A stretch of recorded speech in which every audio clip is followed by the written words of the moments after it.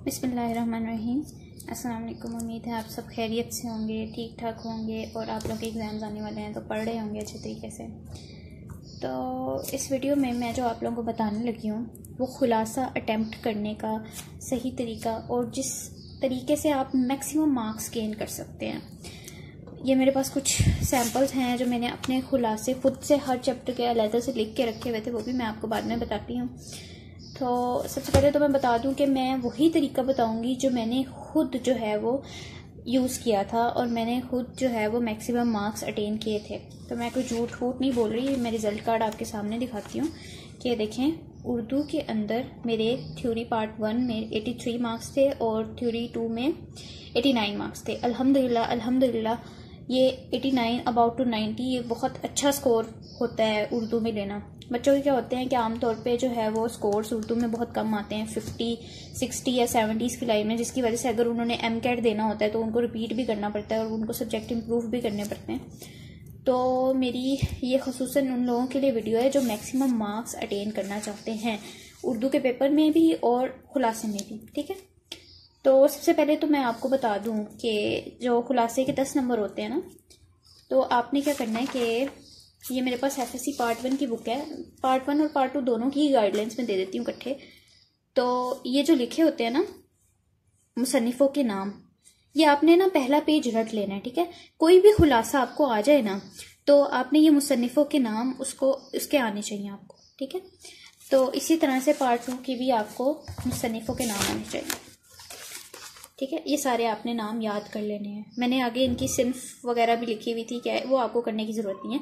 तो आपने सिर्फ जो है ना वो मुसन्निफों के नाम अच्छे तरीके से याद कर लेने हैं। पहला पेज मतलब आप रिवाइज कर रहे हो, आप कुछ भी कर रहे हो, आपका टेस्ट हो, आप पेपर्स में जाने से पहले सुबह सुबह आपने ये सबके नाम देख के जाने अच्छे तरीके से। इन ये नाम नहीं आपसे मिस होने चाहिए। बाकी खुलासे होते हैं कुछ बहुत ज़्यादा इंपॉर्टेंट होते हैं, कुछ खुलासे जो हमें पता है कि वो नहीं आने होते, वो आपको खुलासे करने की ज़रूरत नहीं है, ठीक है। तो यहाँ पार्ट 1 का पहला खुलासा है इस्वा हसना, इसी को देख लेते हैं। यहाँ पे मैं आपके सामने सैम्पल पेपर रखती हूँ अपना। ये बेसिकली असाइनमेंट थी या पेपर था, तो मैम ने देखे मुझे स्टार्ट दिया हुआ कि मेरी इतना अच्छा मैं अटैम्प्ट करती थी खुलासा। तो मैं किस तरह से अटैम्प्ट करती थी कि सबसे पहले तो आपने पता क्या करना है कि आपकी राइटिंग अच्छी होनी चाहिए। उर्दू के किसी भी सब्जेक्ट में मार्क्स लेने के लिए ना आपकी राइटिंग बेस्ट होनी चाहिए। अब जिन बच्चों की राइटिंग अच्छी नहीं होती, बच्चों का असल में यही इशू होता है कि जिनके मार्क्स कम आते हैं उनकी राइटिंग अच्छी नहीं होती। राइटिंग के लिए आपने क्या करना है कि अगर राइटिंग आपकी प्यारी नहीं है ना तो कम से कम आपकी राइटिंग नीट होनी चाहिए और मार्कर का इस्तेमाल जो है वो लाजमी करना है। इन तीनों किस्म के मार्कर्स का इस्तेमाल आपने लाजमी करना है, ये बहुत इंपॉर्टेंट है। ये आपकी बिल्कुल आपके पेपर को ऐसे निखार के लाती है ना और एग्जामिनर इम्प्रेस होता है इन चीज़ों से, तो आपने ये लाजमी करना है। सबसे पहले 605 मार्कर से आप हेडिंग दे दें, खुलासा ये है, और फिर आप किसी भी मार्कर से मुसन्निफ का नाम लिखें और मुसन्निफ का नाम लिखें, ठीक है। मुसन्निफ का नाम यहाँ पे आपको 1 नंबर मिल जाएगा आराम से। मुसन्निफ का आपने मुसन्निफ का नाम लिख देना है, ठीक है। अब मैं आपको इम्पोर्टेंट बात बताती हूँ। बच्चे क्या करते हैं कि बल्कि इवन के टीचर्स भी रिकमेंड करते हैं कि आप किसी भी की बुक से खुलासा करें या फिर आपको बेसिक स्टोरी पता होनी चाहिए और आपने खुद से लिखना है, और खुद से ही लिखने का बेसिकली होता है। लेकिन एक टिप, एक पॉइंट जो आपको सारे बच्चों से डिस्टिंग्विश करेगा और एग्जामिनर आपको अच्छे नंबर देने पे मजबूर हो जाएगा और वह कहेगा वाकई में बच्चे ने कुछ पढ़ा है, वो ये है कि आपने किताब के अल्फाज का इस्तेमाल करना है। आई एम रिपीटिंग, क्या करना है कि आपने ये नहीं कि किताब पूरी की पूरी लाइन छाप देनी है, आपने किताब के अल्फाज का इस्तेमाल करना है। अब मैं ये लिखा है ना, अब इस्वा हसना का चैप्टर है ना ये, तो सॉरी ये मैंने बुक बहुत गंदी की हुई है। तो इस्वा हसना का चैप्टर ना आपने इसके की पॉइंट्स उठा लेने हैं यहाँ पे। अब देखें ये मैंने पिंक कलर से लाइन किया हुआ है। और एक और इम्पोर्टेंट बात खुलासे में, ये आपकी जो लाइन जहाँ से शुरू हो रही है ना चैप्टर की, खुदा की मोहब्बत का अहल और इसके प्यार का मुस्तहिक, ये आपकी लाइन तकरीबन सेम होनी चाहिए। मतलब ये आपने पहली लाइन और चैप्टर के आखिरी लाइन जो होगी ना वो आपने अच्छे तरीके से कर लेनी है। अब देखें यहाँ पे कितना प्यारा पॉइंट लिखा हुआ है। अब आप इसको मार्कर से लिखेंगे और इसी तरह से लिखेंगे तो एग्जामिनर क्यों ना इम्प्रेस होगा।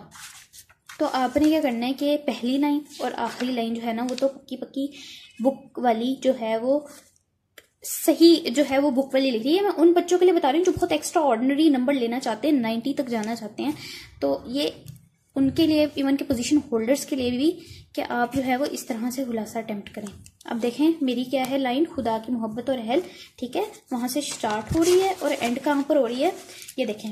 अब ये चैप्टर जहाँ पे एंड हो रहा था मैंने उसको मार्कर से लिखा, अगर तुम्हें खुदा की मोहब्बत का दावा है तो इस तरह से इसको मार्कर से लिखा। तो अब क्यों नहीं कि टीचर इम्प्रेस हो।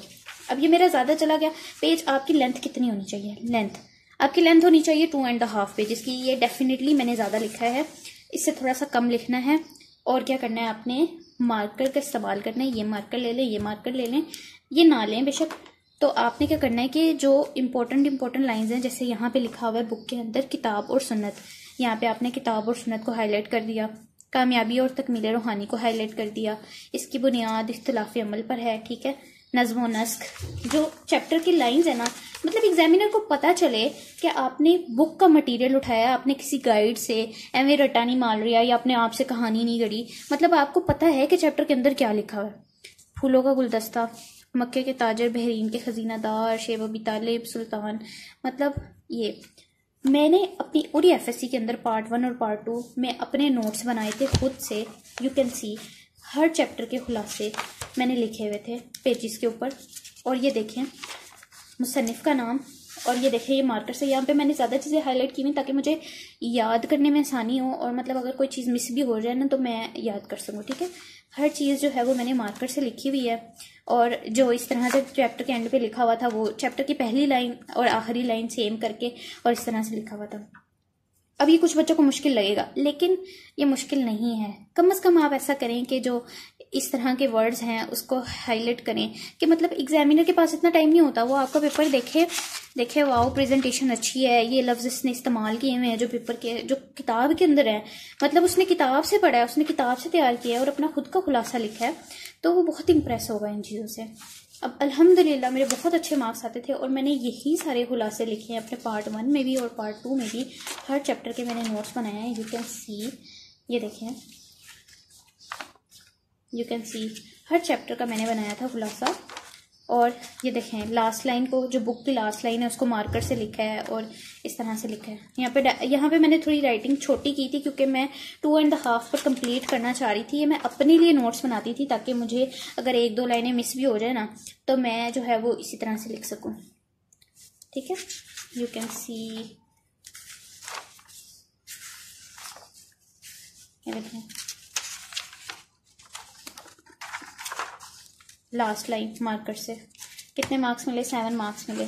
7-8 मार्क्स मुझे हमेशा मिलते थे। तो यू कैन सी। और आपने क्या करना है, लेंथ मैंने आपको बता दी, मुसन्निफ का नाम आपको बता दिया, आपने हाईलाइट्स यूज़ करनी है, मार्कर यूज़ करना है, साइड पे हाशिया आपने लगाना है, मार्कर का इस्तेमाल करना है, राइटिंग अपनी अच्छी करनी है, ठीक है। यही पॉइंट्स है जिससे आप मैक्सिमम मार्क्स गेन कर सकते हैं। और मैंने आपको टेक्निक बताई है कि किस तरह से आपने जो है वो चैप्टर में से लाइंस लेनी है और उनका खुद से अपना खुलासा बनाना है, और जो इम्पोर्टेंट लफ्ज़ हैं उनको मार्कर से लिखना है आपने, और उनको जो है वो आपने हाईलाइट करके लिखना है। अब ये देखें मैं पूरी रीड दे देती होती थी पहले चैप्टर को, और जो इम्पोर्टेंट लाइन मुझे लगती थी या लगती थी इसमें मटेरियल ज़्यादा है उसको मैं किसी और कलर से देखे मैंने लाइन कर दिया, और इसको करके इस तरह से फिर इसको मज़ीद समराइज़ करके मैं अपने नोट्स बनाकर उस पर खुलासा लिख लिया करती थी। और मैंने अपनी बुक के मतलब फर्स्ट ईयर की, सेकेंड ईयर की बुक के हर चैप्टर के नोट्स बनाए हुए हैं। हाँ, अगर आपको नोट्स चाहिए तो let me know in the comments, I will share them. और उर्दू के पेपर के पैटर्न के हवाले से मैं एक अलहदा वीडियो बना दूंगी, पूरा अटेम्प्ट करने का तरीका। और फ़िलहाल के लिए आई गेस वीडियो लंबी हो गई है, इतना ही बहुत है। तो दुआओं में याद रखिए, और अगर वीडियो पसंद आई है तो लाइक, शेयर, सब्सक्राइब।